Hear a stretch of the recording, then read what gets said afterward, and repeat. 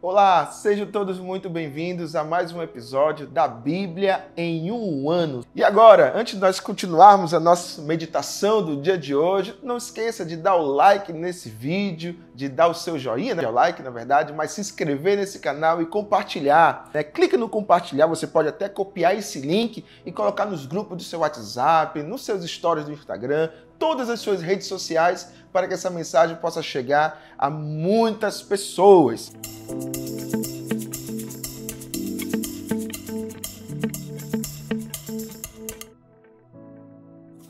Muito bem, hoje nós estamos na leitura desse dia fantástico. Pegue o seu plano de leitura e não esqueça de dar o cheque, que já finalizou o que a gente está fazendo hoje. Mas hoje a nossa leitura está no Deuteronômio, capítulo de número 5 e o capítulo de número 6. E também o livro de Jó, capítulo 6, e finalizando essa leitura de Mateus, capítulo 27, do versículo 1 ao 31. Essa jornada de Deuteronômio, você que está acompanhando a leitura bíblica desde o primeiro episódio, você vai perceber que o livro de Deuteronômio é uma repetição, uma revisão de toda a lei de Moisés, da lei de Êxodo, da história de Êxodo e a lei propriamente dita de Levítico e assim por diante, de Números contando as histórias da entrada da Terra Prometida, dos espias, enfim. E Deuteronômio é um resumo, já é no final da vida de Moisés. E aqui no capítulo 5, é por isso que eu estou falando dessa forma, porque é uma repetição dos 10 mandamentos lá de Êxodo, capítulo de número 20. Então ele vai repetir todos os mandamentos. Mais uma vez, é aquele momento que Moisés ele revisa a lei, para o povo de Israel. Então ele vai revisar cada lei. Não matarás, não adulterarás, honra teu pai e a tua mãe, enfim. Então todo esse texto você vai perceber que é uma repetição da primeira tábua escrita dos 10 mandamentos. E esse é um relato que Deus faz. E logo em seguida, Deus ele fala com o homem. E essa afirmação que Deus ele fala através do homem e através do homem, e não há, como ele é um ser santo, as pessoas não morrem. E Deus ele se manifesta, então você percebe que é uma surpresa. No final do capítulo 5, você vai perceber isso, dessa maravilha de Deus falar com as pessoas. Agora, no capítulo de número 6, mais uma vez, a importância dos estatutos, dos juízos de Deus, daquilo que Deus estava ensinando para o povo.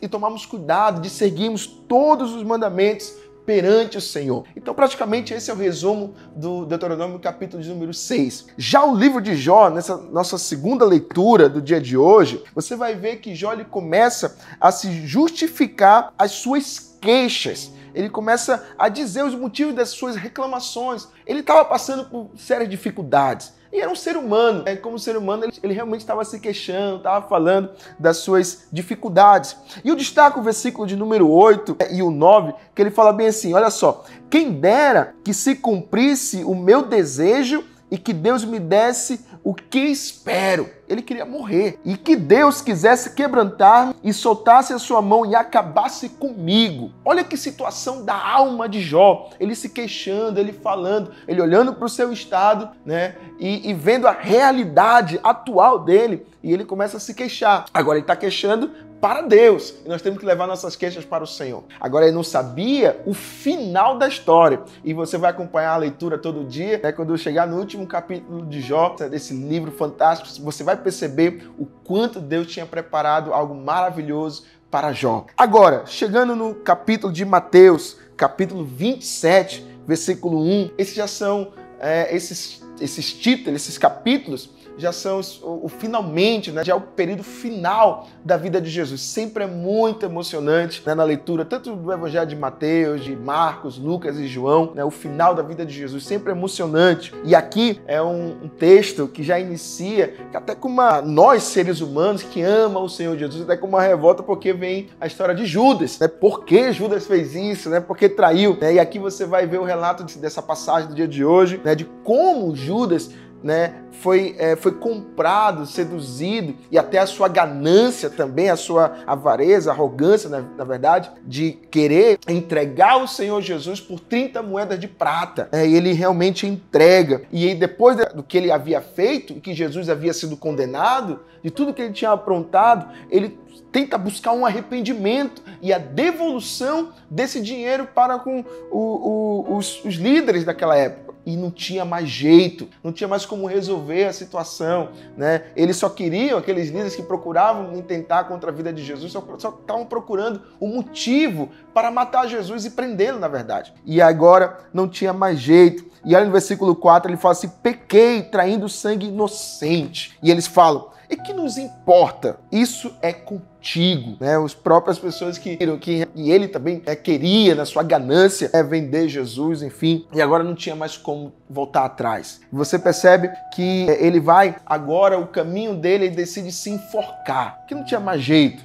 Eu acredito muito, né? Eu vou abrir parênteses, que se ele não tivesse se suicidado, Jesus teria perdoado ele. Se ele tivesse um encontro com Jesus depois, assim como Pedro negou Jesus e recebeu, né, o refrigério, né, da sua indagação, do seu confronto que Jesus fez para com Pedro, lá de João capítulo 21, Judas também ele receberia esse perdão. Certeza absoluta do nosso Senhor Jesus. Agora, depois Jesus ele é levado para Pilatos, o governador. E aqui é uma história fantástica, né? O governador que ele realmente entendeu que o Senhor Jesus era justo, que todas as acusações eram falsas, acusações injustas para com o Senhor. Mas era comum, você percebe nessa leitura que era comum, um costume de soltar um prisioneiro nessa época de Páscoa e preferindo soltar Barrabás. E Pilatos coloca, né, ou Barrabás ou Jesus, e o povo pressiona, o povo começa a indagar que soltasse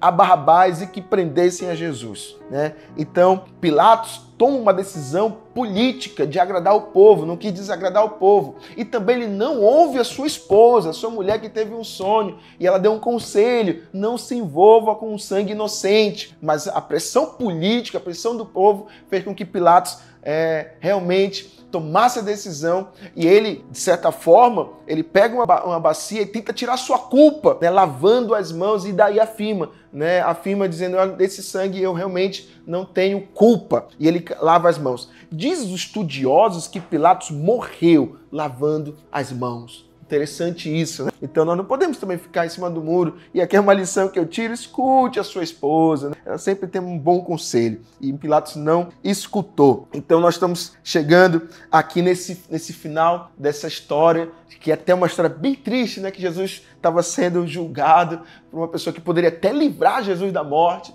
mas Jesus realmente ia passar pela morte para que se cumprisse o propósito de Deus na nossa vida, de ter a salvação, daquilo que João 3,16 fala, que nós só íamos ter acesso ao Pai através de Jesus Cristo, né? E aí esse texto realmente ele é bem marcante, ele toca no nosso coração sempre, né? Então, mas não deixa de seguir a nossa página aqui no YouTube, curta esse vídeo, compartilhe esse vídeo, que essa mensagem chegue ao máximo de pessoas possível. Amanhã tem muito mais. Deus te abençoe, um beijo no seu coração. A Bíblia em um ano.